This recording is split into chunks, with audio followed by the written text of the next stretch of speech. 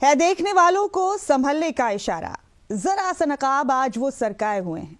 अर्श मलसियानी साहब ने ये शेर वैसे तो हुस्न वालों के लिए लिखा है, लेकिन मैंने उनके अल्फाज एक अलर्ट के तौर पर कोट किए, और वो क्यों जरा गौर से सुने। जैसे ही मुफ्ती शमाइल नदवी ने कहा कि उनकी नजर में संविधान से ऊपर शरीयत है, वैसे ही कांग्रेस के सबसे बड़े कुंभकर्ण राजीव शुक्ला जी भड़क गए।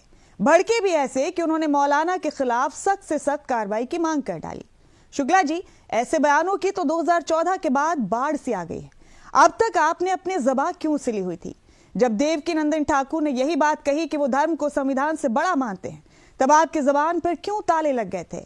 यानी रात दिन जब संविधान की धज्जियां उड़ाई जा रही थी, तब शुक्ला जी के अंदर का विपक्ष सोया हुआ था।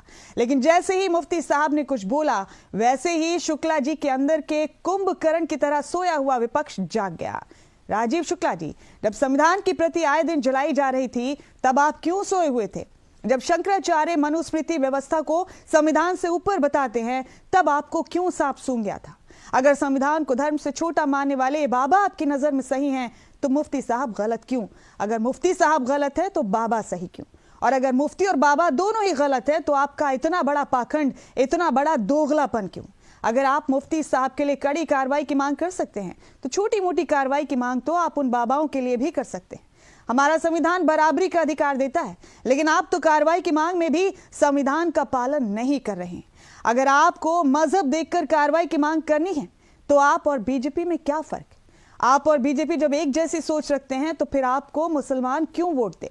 सही मायने में आप तो अपने राजनीतिक विरोधी बीजेपी से भी बड़े जहरीले हैं। बीजेपी कम से कम धोखे में तो नहीं रखती, वो मुस्लिम कौम के लिए जैसी भी है सामने है। शुक्ला जी, आप और आप जैसे कई दोगले कांग्रेसियों की वजह से कांग्रेस पार्टी दफन होने के मुहाने पर खड़ी है।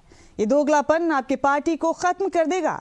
शुक्ला जी, शायद आप जैसे संजीदा कांग्रेसियों की वजह से ही अमित शाह ने ठीक ही कहा था कि राहुल थकना नहीं है, अभी आपको बंगाल और तमिलनाडु की हार और देखनी है। शुक्ला जी, मुसलमानों के लिए अपने दिलों में जहर रखने से पहले भूलने की हिमाकत ना करना कि आज कांग्रेस पार्टी का राष्ट्रीय पार्टी का दर्जा भी मुसलमानों के रहमो करम पर बरकरार है। अगर मुसलमान आपके बुरे वक्त में आपके साथ नहीं होते, तो शायद ही नेशनल पार्टी का दर्जा भी कब का कांग्रेस से छिन गया होता। जय हिंद, जय भारत।